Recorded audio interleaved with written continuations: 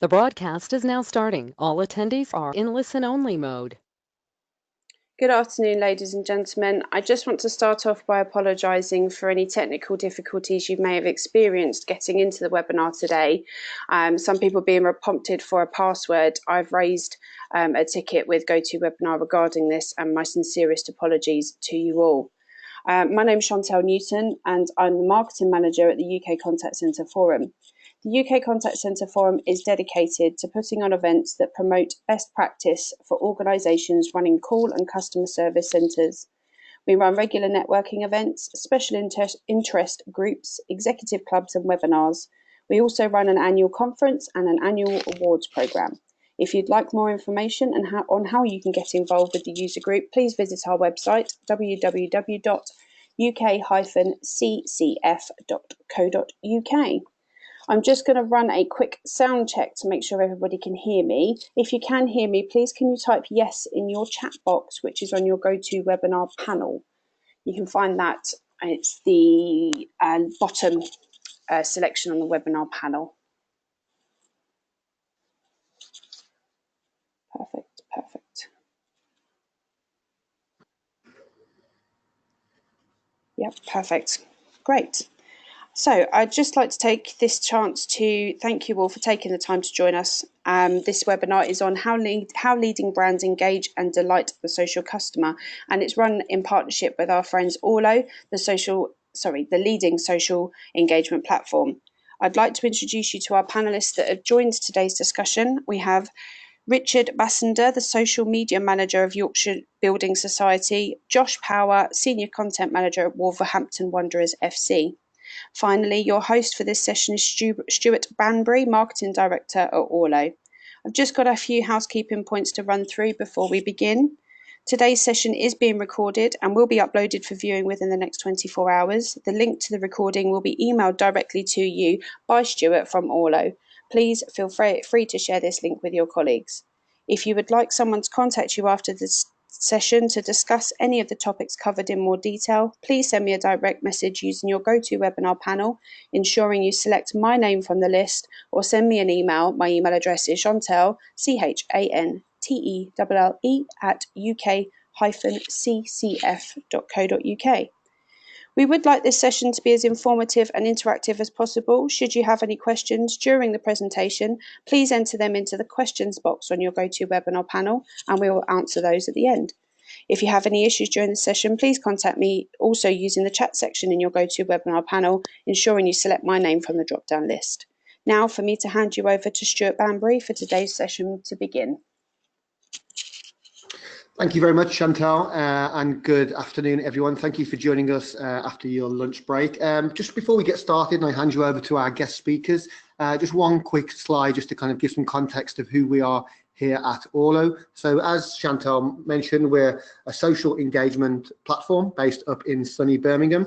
We work with hundreds of brands around the world, mainly in the UK, to help them manage all of their social and digital interactions in a much more efficient and coordinated fashion. So all of their social media, live chat, WhatsApp, SMS, bringing all of these different digital touch points together across both marketing and customer service teams to create powerful customer experiences and marketing ROI.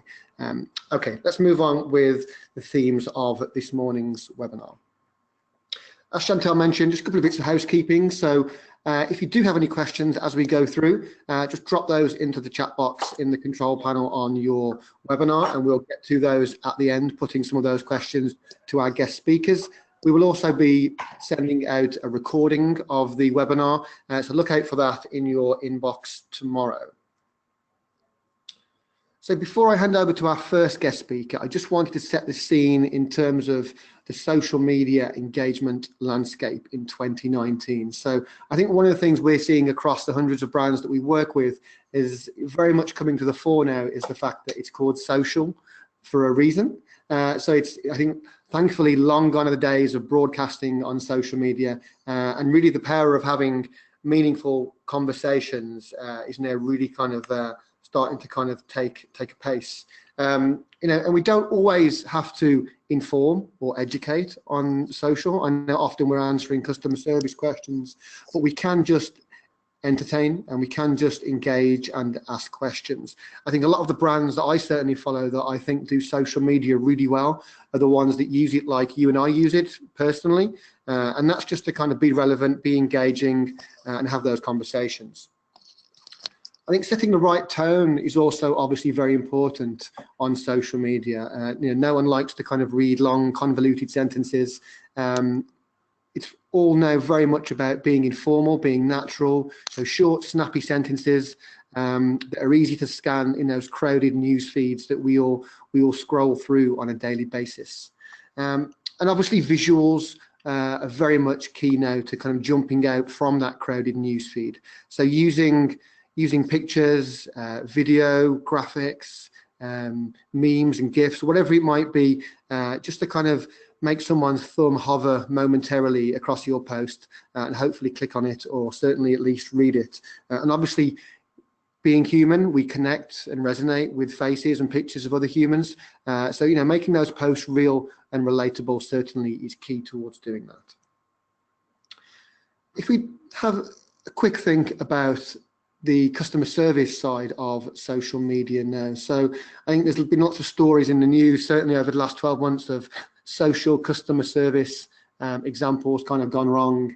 They'll probably be on a kind of a Christmas blooper DVD, no doubt. But I think, it's very important to kind of be there when your customers are online, to kind of be there when they need you. So if you're a 24/7 business, it's no good having your social channels kind of switching off at kind of 5 o'clock if your customers will have questions that need answering. So it's important to kind of just understand that customer kind of needs before you kind of open the floodgates to your social media channels. And obviously, what's your kind of response time? So if you want to encourage people to see social or digital as a great way to speak to you, you really need to kind of focus on those SLAs and response times to give people those kind of fast, informed responses that they'll be looking for.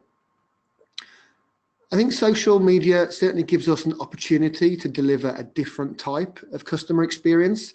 We can certainly show more personality and be maybe arguably a little more human on social media. So maybe view it as an opportunity, as you say, to kind of be a bit different to your telephone and your email customer services. And that's where things like automation and AI can certainly play a part. So how can you create that capacity within your contact center or your social media team, maybe to pick up some of those repetitive low value tasks or kind of FAQ questions, to free up your agents or your social media members to focus on those more complex or those more niche inquiries where human empathy really is irreplaceable.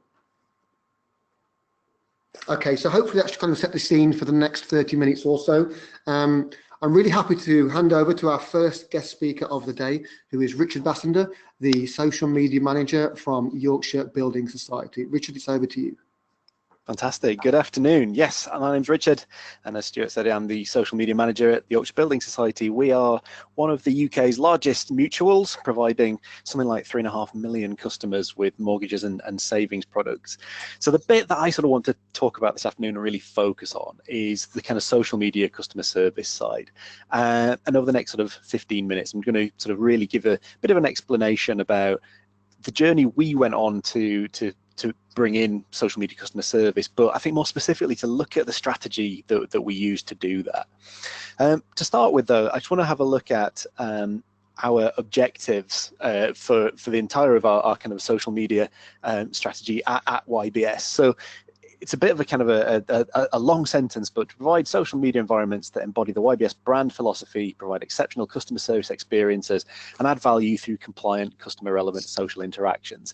Not the snappiest piece of marketing I've ever written, but the important point with this is that there is no weak link in social media. It's not just about being great at marketing or being great at customer comms. The moment you open the door to social media, then you have to provide exceptional customer service as well.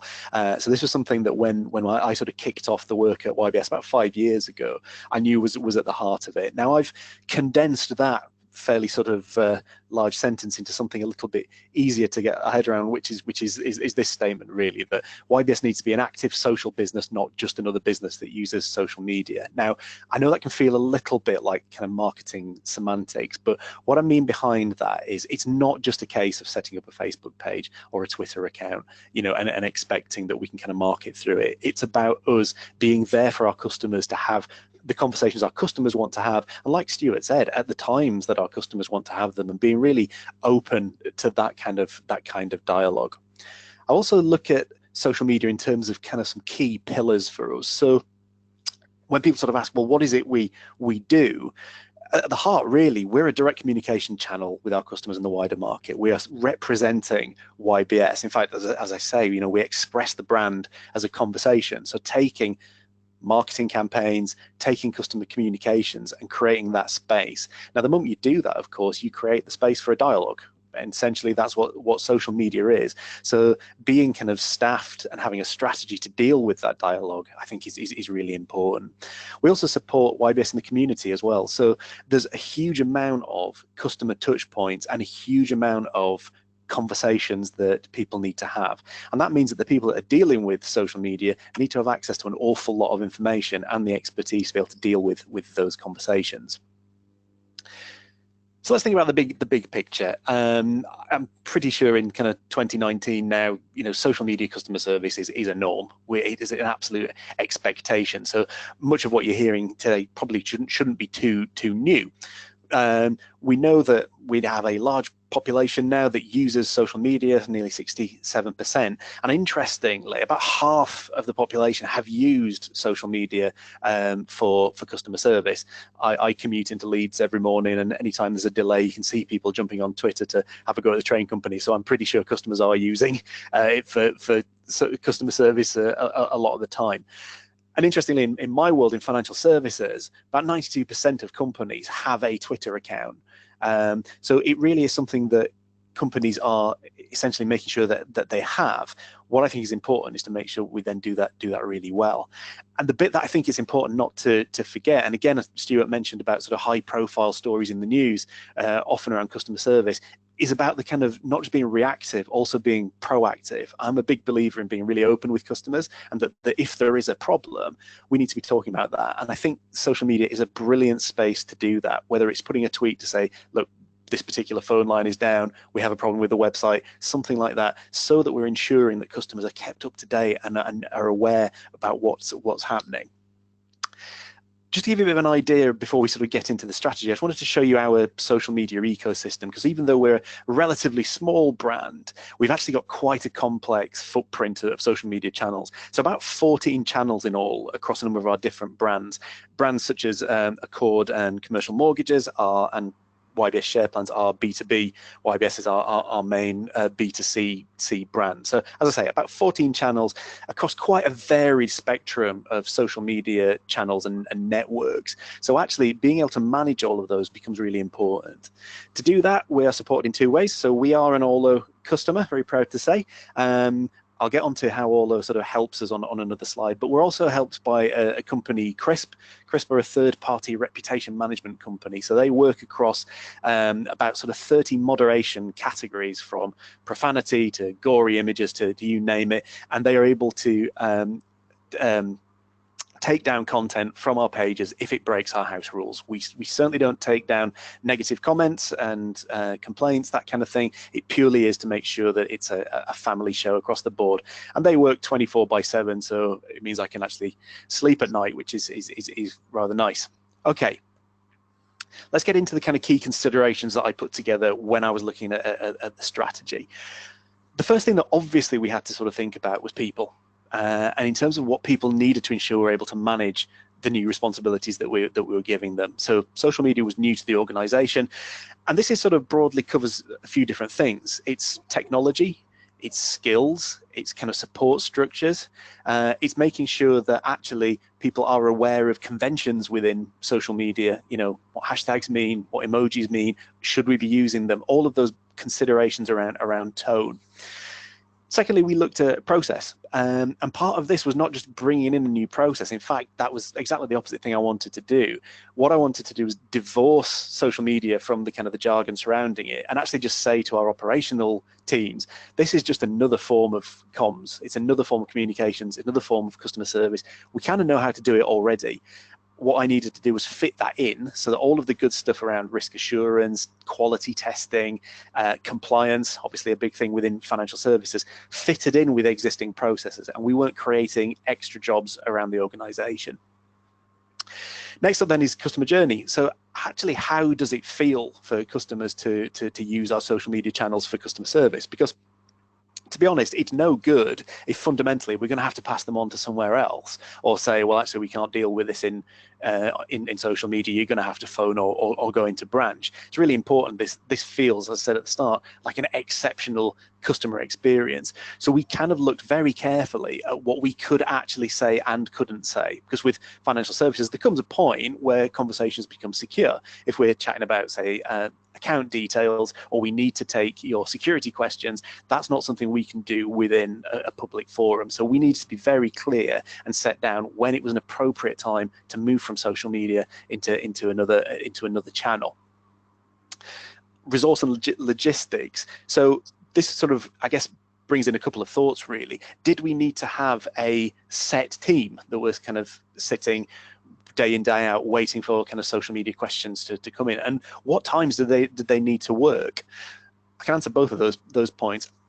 What I decided we would do is we use an existing team, our secure message team. Now they deal with messages that come in on our online accounts. We have a kind of an email system within your account online that you can ask questions, kind of a rudimentary email system, to be honest. They seemed very sort of set up for these sorts of inquiries because they're used to dealing with a wide range of questions that online customers kind of come up with. For me, it felt like social media was just a kind of an extension of that. So they're based in our Peterborough office, and they're rotated on during the day so that there's always someone looking at our channels. In terms of the times then, I fitted this really to our business hours. So at the moment, our teams work 9 till 5. Now, this is something that I'm reviewing constantly. We look at the volume of messages that we get in and try and make sure that this kind of works. But at the moment, this works for us.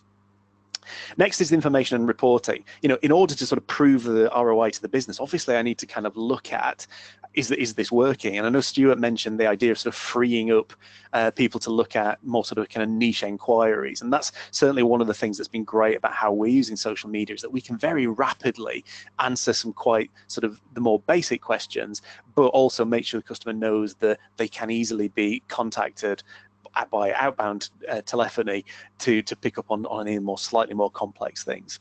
And then finally, the biggie certainly within FS or around governance. Obviously, we need to be compliant, and social media compliance within financial services is really tough. So one of the things I need to make sure is that anyone working on social, we have a good audit check on, so that we know what we're saying as an organization outwardly, and we can feel comfortable that people have the right levels of access. Just want to sort of jump into that a little bit more deeply and sort of take you into kind of the strategy behind it. So we looked very carefully about what we wanted our social media customer service to do. And actually one of the main bits for us was, as well as dealing with a customer's query or complaint, was to actually teach them to self-serve. So there's an awful lot of things that our customers can do on our online pages. And I think what's far better than using your customer service people to solve the problem time and time again for the same customer is to say, great, let's solve this for you right now, but we're going to show you as well how next time you could do this yourself, probably a great deal more quickly. So that was really the kind of the directive at the heart of it. So what we're saying here is that we service customers to the fullest extent we possibly can by the social channel, but encourage and direct self-service through web services, either before, during, or after the engagement. Now, this does a number of things. You know, it improves the customer experience because it helps us maximize the chosen channel. It lets us reduce potential channel hop by demonstrating how the customer can self-serve. And to be sort of brutally honest, at the baseline of it, improves operating costs, because what we end up with is more online registration, and then next time the customer has a very frictionless journey to kind of get that. And beneath that, we set some some key measures and KPIs for us. So everything from the percentage of volume in channel, so we're looking at what we're resolving within the channel, you know, the positive sentiment before and after we dealt with consumers, but we're also then looking at the number of customers that are e-enabling, so are you know, signing on to their online accounts, to show that actually we're helping customers to become sort of more digitally savvy with our services. And how does Olo help us do this? Well, Olo is a social media management platform, and I've just kind of pulled out here a number of things. There are a lot of kind of marketing elements to Olo, which I'm not going to talk about today, but I'm sure Stuart would be more than happy to kind of furnish you with any information. I'm just going to focus here on the customer service angle for it. The big thing for me, and if we think back to that ecosystem that I showed you, is that we have a single inbox view that helps us ensure nothing's mixed. So any comments, any posts from any of our social channels come into one place. So when our people are looking at that, they're able to deal with things in the right order from any channel. Essentially, things just don't get missed rather. We also have controls for access. So I don't necessarily need every customer service person to be looking at every one of our channels. Some of them specifically looking at our B2B channels, some of them specifically looking at, say, Twitter for our B2C channel. And the product lets us ring fence those individuals so that people are working on exactly what they need to see, whether it's analytics or they're actually producing content.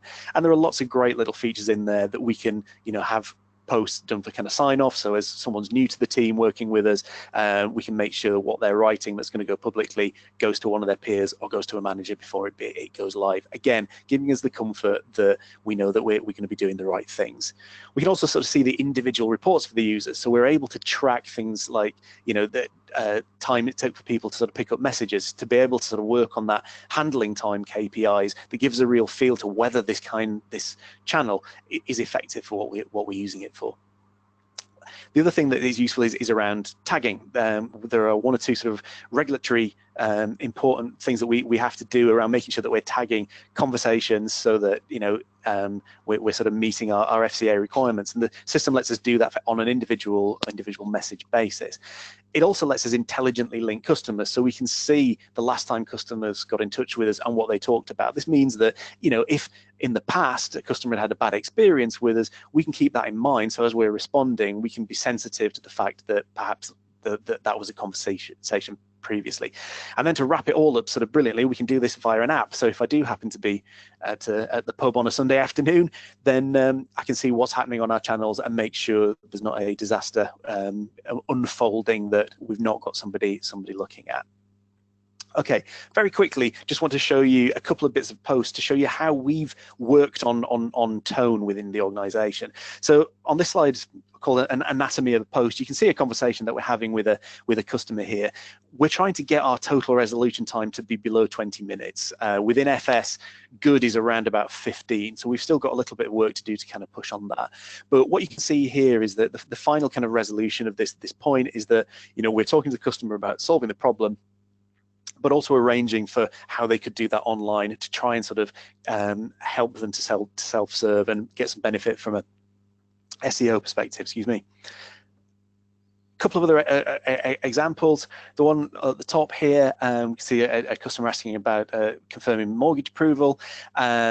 From here, we were able to contact the underwriter that's specifically working on and have them contact the customer directly. So we, you know, try not to ask customers to go elsewhere or to phone in. If we can handle it within the channel, we will make sure we do that. However, where it's impossible, we will direct them to an appropriate team. So the query that the customer has at the bottom here is simply something we cannot do without verifying their security information. So we try and make sure that's as frictionless as possible and make sure that we are contacting the customer where possible rather than them having to sort of do the work themselves. The other thing around tone is that, you know, we've tried to sort of make sure our people are free to, you know, be warm and friendly in line with sort of our brand guidelines. So the bit I want to sort of point to on this is that the final comment. So after we sort of dealt with the customer's query, the customer came back, this was during the World Cup, and said, oh, football's coming home. And our people went back with the kind of 3 lions emojis there. that exists because we sort of allow the teams to be creative, to understand that we haven't put robotic templates out to our people. We trust them to deal with complaints and queries in the same way that they would on the phone and in the same way that they would in branch. And the main bit of information that I give to them is this, really is about mirroring. It's about understanding what the customer is saying and then responding in the right way. So the two examples we have here, the first one, it's a very sort of light, breezy conversation. The customer is using emoji. So my expectation then is that we would be able to respond to that in a similar light way.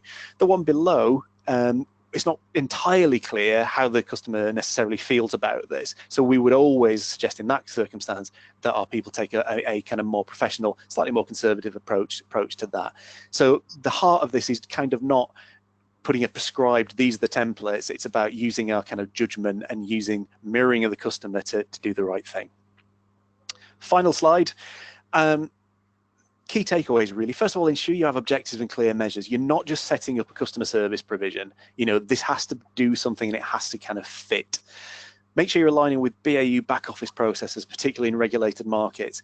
You know, as a marketeer setting up our social media provision, I certainly didn't want to annoy our operations people by bringing in vastly different processes. So I worked really carefully to make sure that we were fitting with it and that actually the language that we use around social is exactly the same as we would in other areas.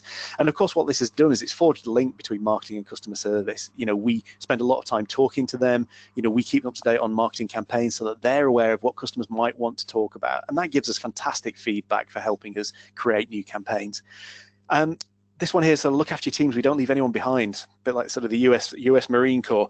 This is really about kind of understanding and providing pastoral care. I'm very much aware that, you know, customer service people have to deal with a lot of stuff, and I think in social media it can sometimes be quite nasty. It's a bit of a kind of a wild west.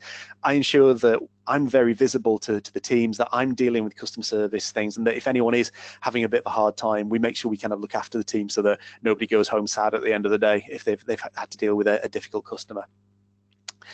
Try to stay in channel, but know when you have to move the conversation. So understand what you can actually do on your social media channels and when you're going to have to stop and say, okay, we need to move you to another channel to do this. But be really clear with the customer. Customers don't like being bounced from place to place to place, but we have to sometimes express to the customer that for security reasons, we have to do this as a phone call, or they're going to have to bring some ID into branch, something like that. But we just make sure we're very, very, very clear. And then a kind of a big thing, I think, as Stuart mentioned on the first slide, don't be robotic. Make sure your responses are human. You know, we've seen countless examples of this, particularly during incident management scenarios. And I think it's really important that, you know, customers feel that they're chatting to a human being. So that's me, Stuart. Wonderful, thank you very much, Richard. That was fantastic. Yeah, some great, lots of great insights there. Real kind of peek behind the scenes to the fantastic work that you guys do at YBS. And yeah, I think we'd certainly echo a lot of those kind of key takeaways around being human, being relevant, you know, trusting your people, how to bring that control and visibility when you've got kind of a much broader team, maybe posting content or responding to inquiries. And yeah, I think, you know, in the lots of talk in the news at the minute about you know, looking after each other in the workplace, at home, and around mental health. So I think, yeah, social media certainly can be a bit like the Wild West sometimes. So I think it's important to not remember that. So great point to finish on there.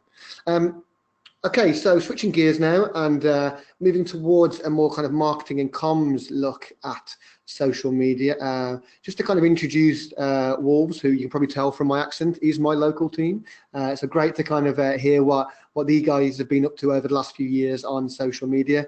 But this was a recent report that was released looking at which clubs in the UK Premier League had shown the most growth over the last kind of 12 months or so. And great to see my local kind of club leading the pack there. So for the next kind of 15 minutes or so, really pleased to hand over to Josh Power, who's the head of content for Wolverhampton Wanderers FC. Hi, good afternoon, everybody. Thanks, Stuart. Thanks for passing on.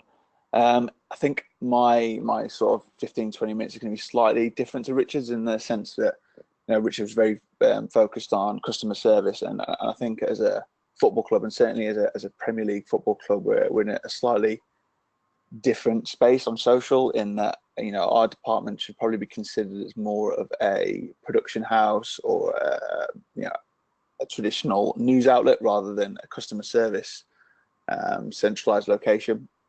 So there is that element to it, because obviously we're the first port of call for a lot of people nowadays. But and, you know, as I said, I'll go into a little bit more detail now. And so this, I'm going to talk predominantly more about sort of the content that we do, the work we put together as we've grown as a club over the last couple of years, as the team started seeing a bit more success, how our team's grown and how we've changed sort of the work that we do. So I'll get into it.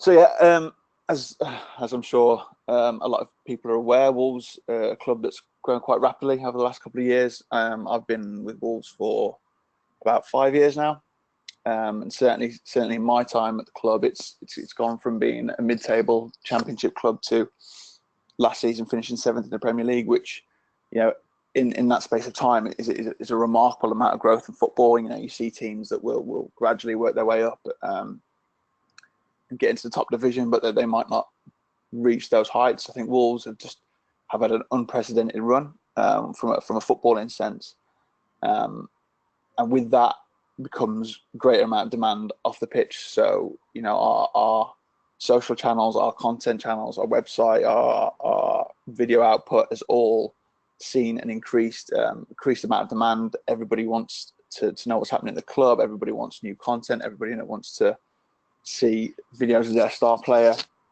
images of the star player, and so we've had to, you know, ride the wave, but, you know, try and keep up with the demand as much as possible.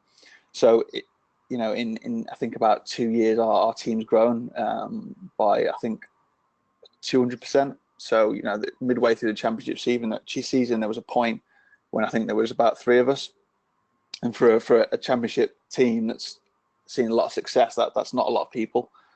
For a content team, certainly, and now we are, you know, 9-10 people strong, which is, you know, phenomenal for us, certainly for me, because it gives me a little bit more support. But because of that, we've had to change the way we work, and I think change the way we work for the better.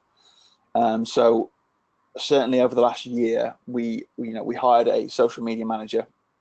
I think start of the previous season. And he's been a big addition to us because it's helped us work in a more analytical way, in a strategic way. So the reason perhaps we didn't do that as well in previous seasons, because we just didn't have the time and resource to dedicate to that side of social media.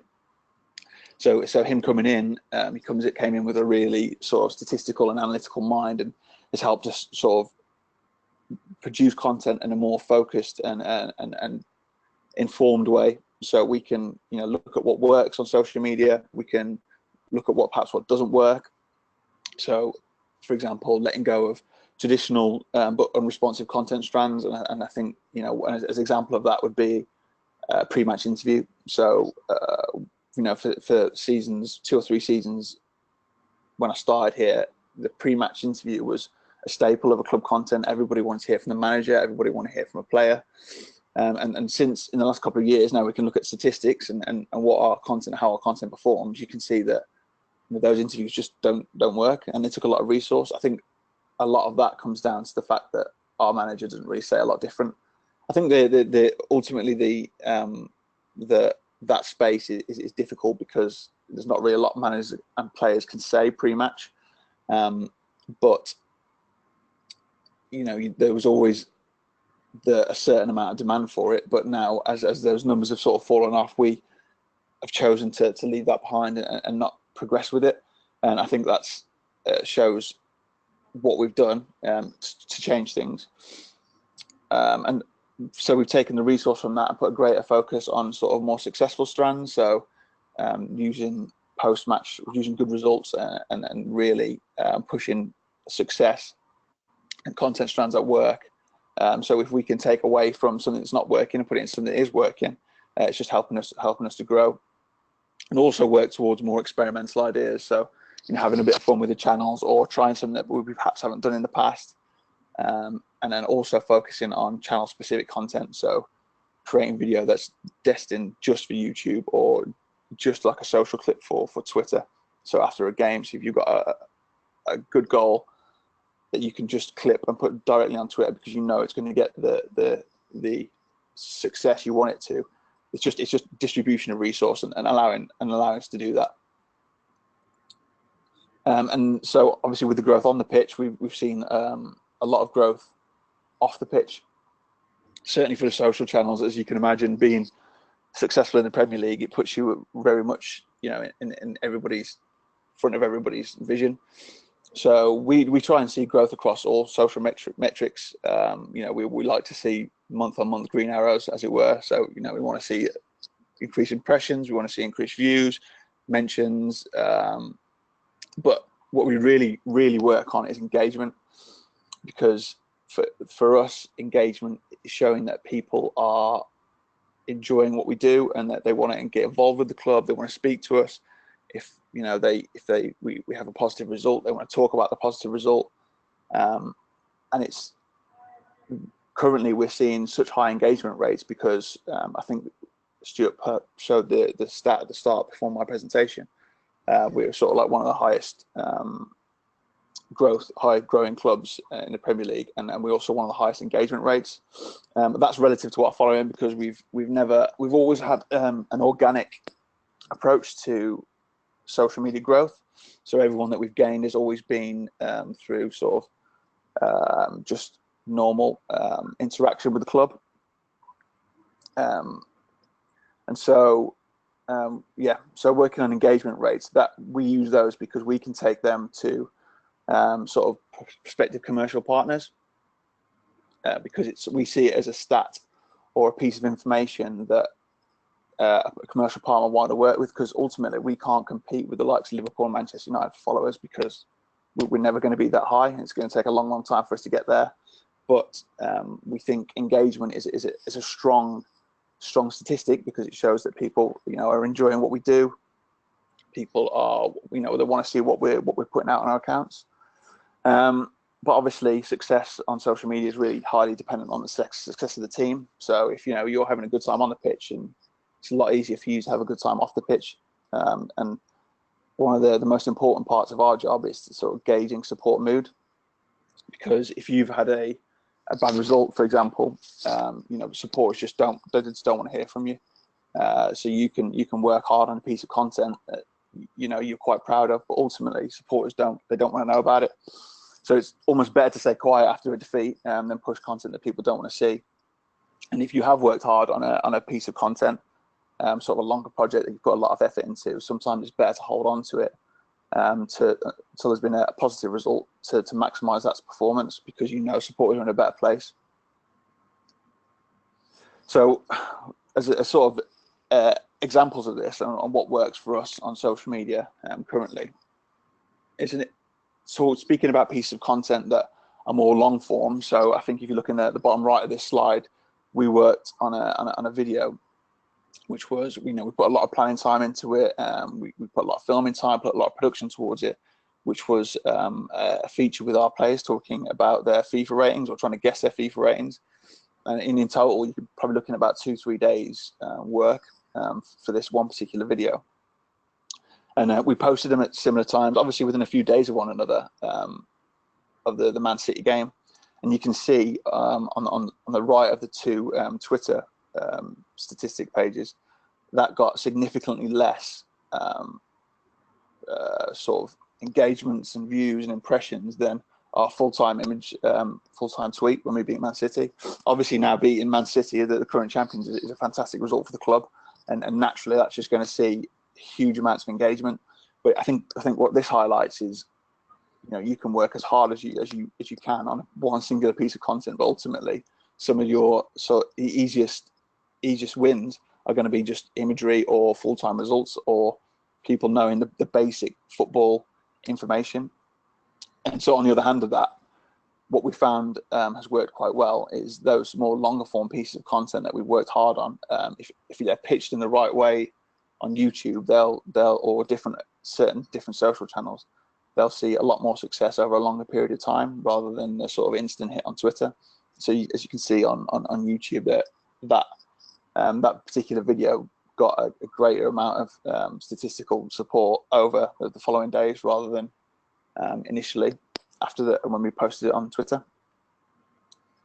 But yeah, and I think this is following on from that. That's just that it just goes to show that for us, what works on social at the moment isn't necessarily always going to be your more considered strategic posts. You know, we work week by week, putting content plans together, putting social plans together of how we're covering the team at the moment and what's happening around the team.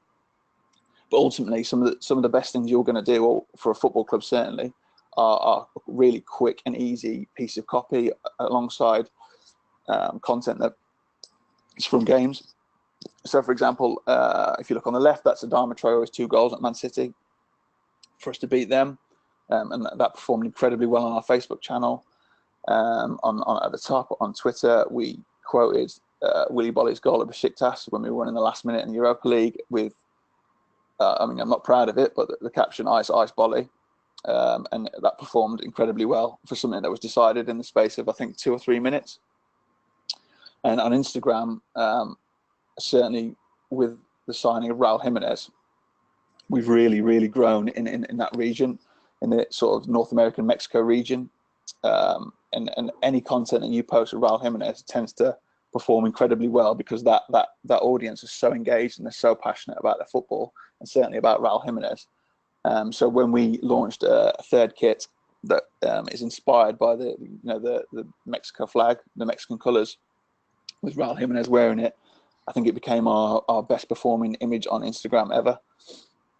So I think it just goes to show that, you know, there are certain aspects of content that will work far easier and far better than the more long form pieces. Second, and that sort of leads me into how we cover games. I think the main channel for game coverage or game commentary is Twitter. So if you on a match day, you have your staple piece of content that are almost a service for supporters. So, you know, when you're announcing the game at the start of the day, it's a really easy win to say, you know, this game day, here's where we're playing, what time we're playing, the competition, and a hashtag that people are going to get involved with throughout the day.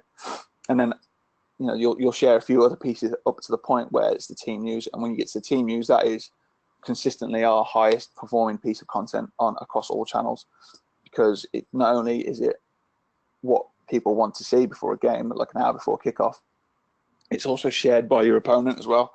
So if you're playing the likes of Liverpool, Manchester United, Arsenal, Chelsea, they normally share your team news, and then their fans engage with it.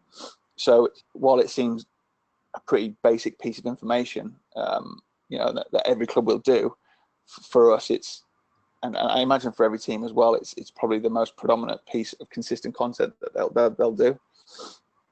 And if you look to the right, this is more to highlight how commentary's changed. This element of social's changed over the years. So, for example, if you look on the left, that was minute by minute commentary of one of our championship fixtures in 2014.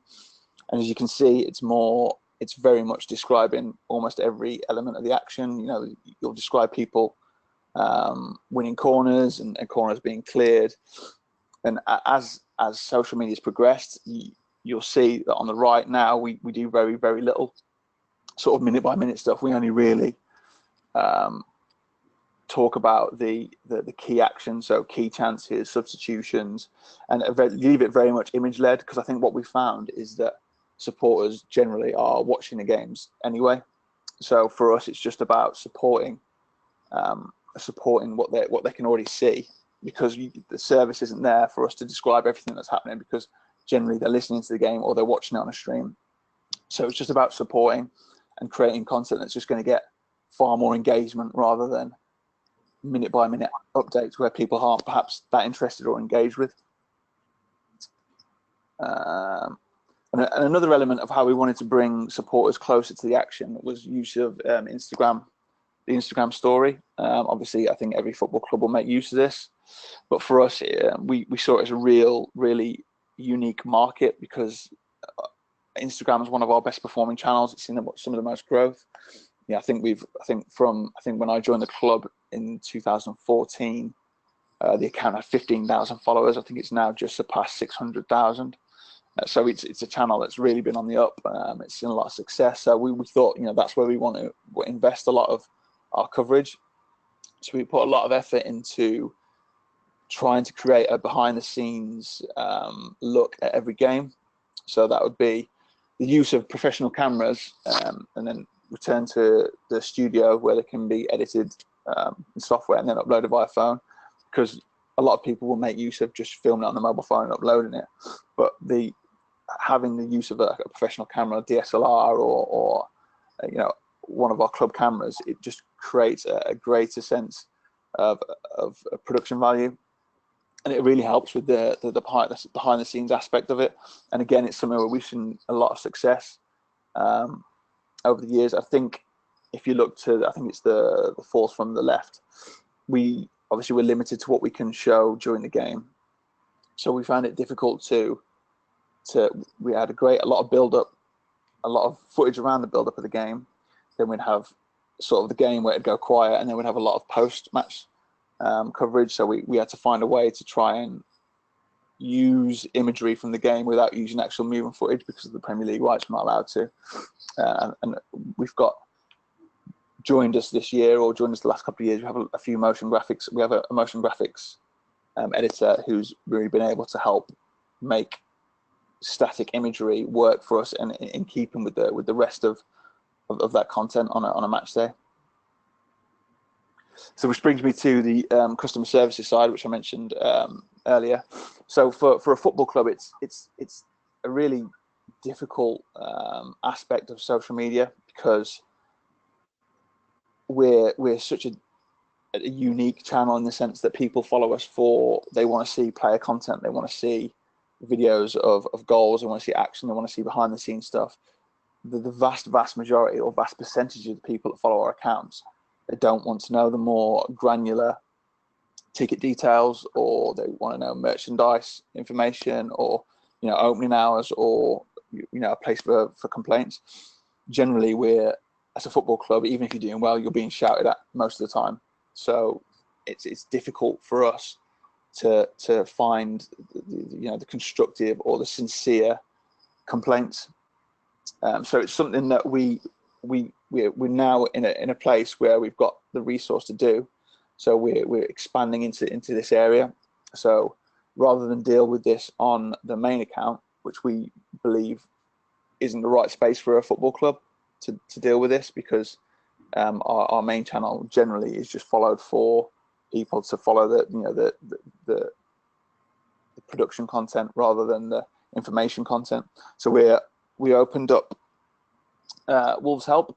Well, we're starting to open up Wolves Help, which we're going to see as a place to deal with customer inquiries, just because we think that's going to be a better place, and it will be helpful for our sort of statistics and for engagement rates, and the supporters that want that information, and that they want to know about the more granular stuff. They want to know ticket details. That they want to know. They want to know they can go to a place where they can speak to someone and get a response. That's going to be where it is. Ultimately, you wouldn't be able to do that on the main account, because of just the vast numbers of people that you've got engaging with the account on an hourly basis. And I was going to include the Wolves DMs as a slide, but it's not really a very nice place. So I thought I'd leave that off the presentation. And I think an example of this is sort of our academy account, how this has worked, because we used to host academy coverage on our main account. So that's, when I say academy coverage, I'm talking about our under 23 teams, under 18 teams. And when our social media manager came in, we were looking at the statistics, and we just saw that on the main account, people just weren't engaged with it. The vast majority of people that followed us weren't interested in that account. We, obviously, as a football club, we understand that there's always going to be a space for our academy teams, that people really want to know about how they're getting on, but it's only a small percentage of our following. So that brought on us to open a specific Wolves Academy Twitter page, which is dedicated to following those teams, and the supporters that want that information can go there, and that's where they're going to get it. And that was the thinking when we came to open Wolves Help. That'll be a dedicated place for supporters who want that interaction, and they'll have that. But generally, it's not going to be an engagement channel. So we want to try and drive. We have a help portal on wolves.co.uk, where it's got the answers to 90% of the questions that we get asked. You know, if you go on there, you'll be able to find an answer to any problem or complaint, just purely by navigating through that system. So rather than be a place where we answer supporter questions, we want it to be a place where we broadcast information and say, you know, this is where the opening hours are going to be. This is the ticket details for this upcoming fixture. But with regards to questions, we're trying to drive people towards Wolves Help, the Wolves Help portal on wolves.co.uk. So it's more to be seen as more of a broadcast and an engagement. Finally, I think the key takeaways for us, I think this comes back to more of for a content side. We always look to, for us to grow, I think, moving forward, we always look to evaluate what we're doing. I don't think we ever like to stand still. You know, we're always looking at what we're doing well and what we're not doing not so well. So it's learning from certainly from our mistakes, and you know, you can learn from other people's mistakes as well, which comes from, if you're frequently monitoring and looking at what everybody else is doing, then you can use that information, good and bad, for yourself. I think with social media, if you ever think, certainly from a content perspective, if you ever think that you've cracked it, or you know, you see statistics like the one at the start of the presentation and you think, yeah, we're doing really well here, I think you almost settle and you won't grow and you won't improve, because I think social media is such an ever-changing market. It's important to constantly evaluate, and that's what we do. And then finally is just to be open to change. Don't get set in your ways. Don't get stuck in certain content streams. If you see something that's not working, again, like I said at the start, it's just be happy to drop it if you need to, or you know, push more resource towards something that you thought originally wasn't working very well, but ultimately did. So it's just be open to change and accept that some of the stuff that you do might not always be the best way. I think that's it from me. Wonderful, thank you, Josh. That was a great kind of peek behind the scenes there. I think, yeah, definitely some of the points that Josh mentioned there about, you know, the power of imagery obviously is key, particularly when you've got those really visually engaging posts that you have the ability to share. Really interesting. I've heard this a few times about, you know, it doesn't have to be the longest piece of content with the highest production value that really kind of flies on social. Sometimes it is those more kind of natural, ad hoc, off the cuff moments that get the most kind of engagement. And yeah, I think, you know, certainly in terms of stats, we can all sometimes be so busy kind of doing that we kind of don't create that space for us to kind of step back and reflect and maybe dig into the kind of metrics a bit more. And I've certainly got a couple of questions I'd like to ask. If anybody does have any couple of questions, just drop those into your chat box and we'll get to those in just a moment, just before we wrap up. But while we're waiting for those to come in, I'd just like to share a couple of other customer stories of ours, and maybe hopefully there's a few insights in here for you guys as well. So Ribble Cycles is one of our other customers, based up in Preston, and these guys have again shown a lot of kind of fantastic work on the marketing side of social media.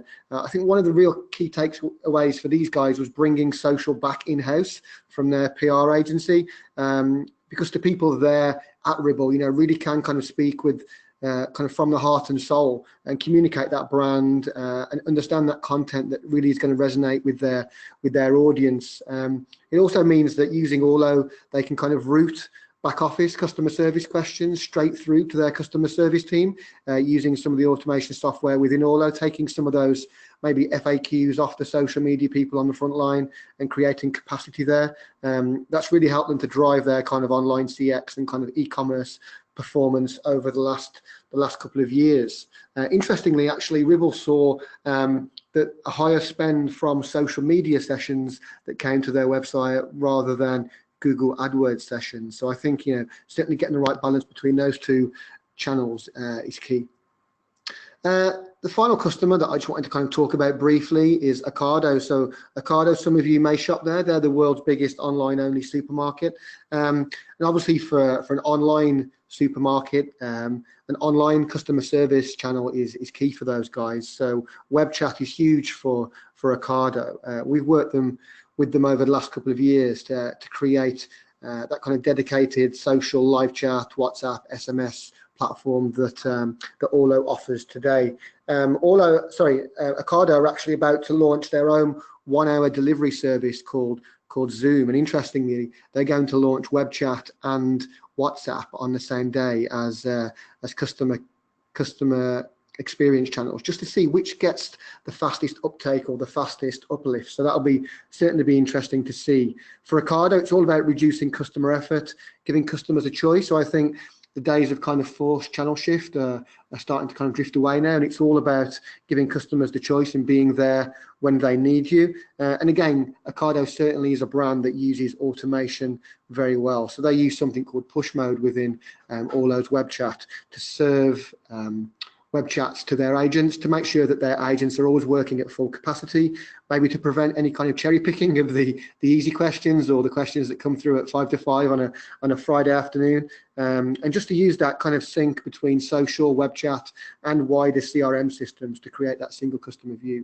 So some really interesting work from Ocado, and hopefully a few takeaways for some of you in the webinar today. And this is the Orlo ecosystem that all of these brands use to create these really powerful customer experiences and marketing. So if you do have any questions on any of that content you've heard today or customer stories, just drop us an email at hello@orlo.tech or send us a tweet at hello_orlo, and we're happy to help you with that. So, I mean, just a couple of questions that I'd like just to put to our speakers this morning. I think, Josh, just because yours is the most fresh in my mind at the moment, would you say there's kind of a window of opportunity after a match or after kind of any kind of big event for another brand that you've kind of got that window to really get the content out there and to drive that engagement? Or do you see that kind of that interest over the whole course of the week following a match?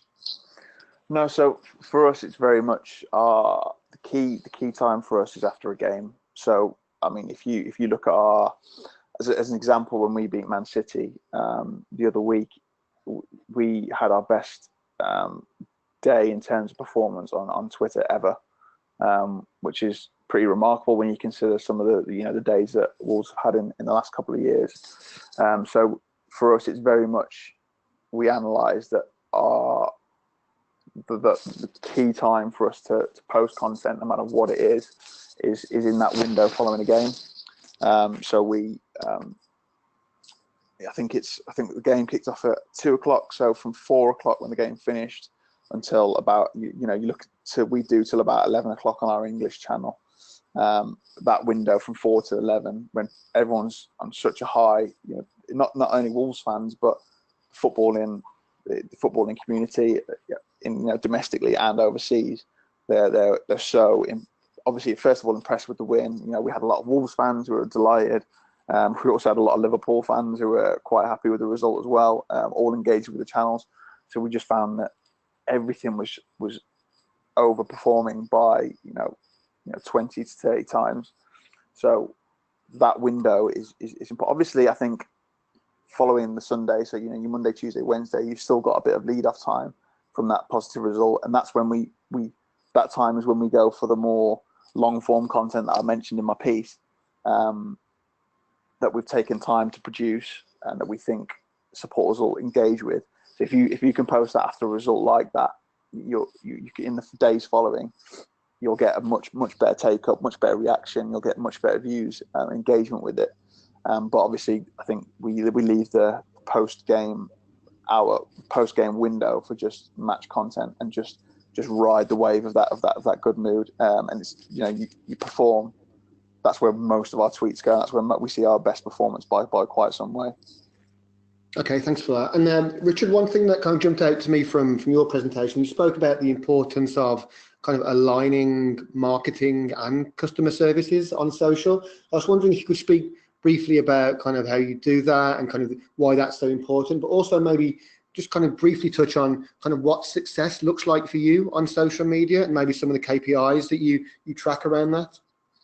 Yeah, absolutely. So, I mean, with regard to the sort of links between marketing and marketing operations, For me, it's about sort of understanding, because I mean, fundamentally, as a marketing function, we're going to be creating stuff that customers are going to talk about. So if this is sort of new to our operational colleagues, or that they've not been briefed on it, then obviously it's going to be harder to have that conversation.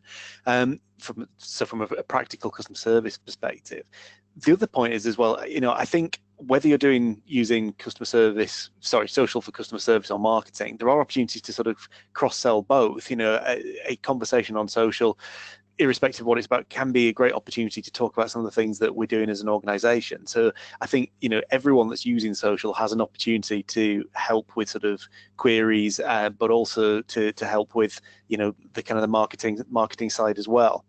So then with regard to kind of success, very similar to what Josh was saying, to be honest, we don't really look at follower numbers as particularly kind of a metric anymore. We tend to look now at the engagement side.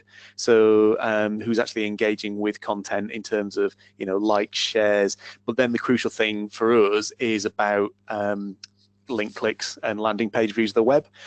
So we changed the way in which we were marketing about a couple of years ago, because prior to that, it was all about getting as much as possible into the social post and getting people to kind of interact with that.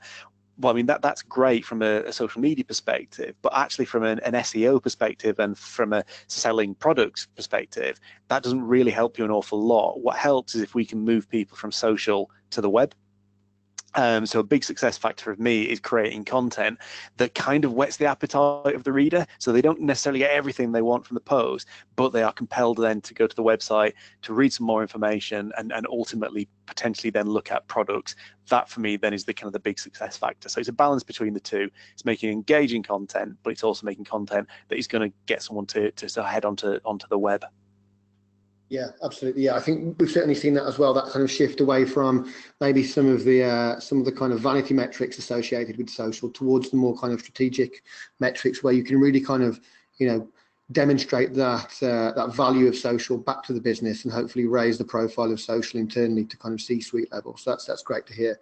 Okay, so I think that pretty much brings us to a close now. We've been going for around 60 minutes now. So at this point, I'd like to thank you all for joining us today. Hopefully you've got bags of ideas and inspiration from that last 60 minutes to go and apply when you get back into the office. Yeah, like I say, just keep a lookout into your email inbox over the next day or two, where we'll send through a recording of that, so you can kind of watch it again or share it with any colleagues who couldn't make it today. Thank you to our two guest speakers. Hopefully we've kind of come at social media from two very different angles there and given you lots to think about. And of course, thank you to Chantel and the UK Contact Centre Forum for hosting. So at this point, Chantel, back to you. Thanks, guys. Brilliant webinar, very, very informative. And I do hope that the people that attended today and people that are listening to the recording have got a lot of information. Certainly know I have. So thanks, Josh. Thanks, Richard. Thanks, Stuart, for the information today and for your time. Thank you to everybody who attended. Again, my apologies for the problems that people experienced logging in, but I do hope you've all been able to obtain the information you needed from the recording. We look forward to welcome you to our next session. Look out for the emails inviting you to those. Thank you very much. Enjoy the rest of your afternoons. Thank you, everybody.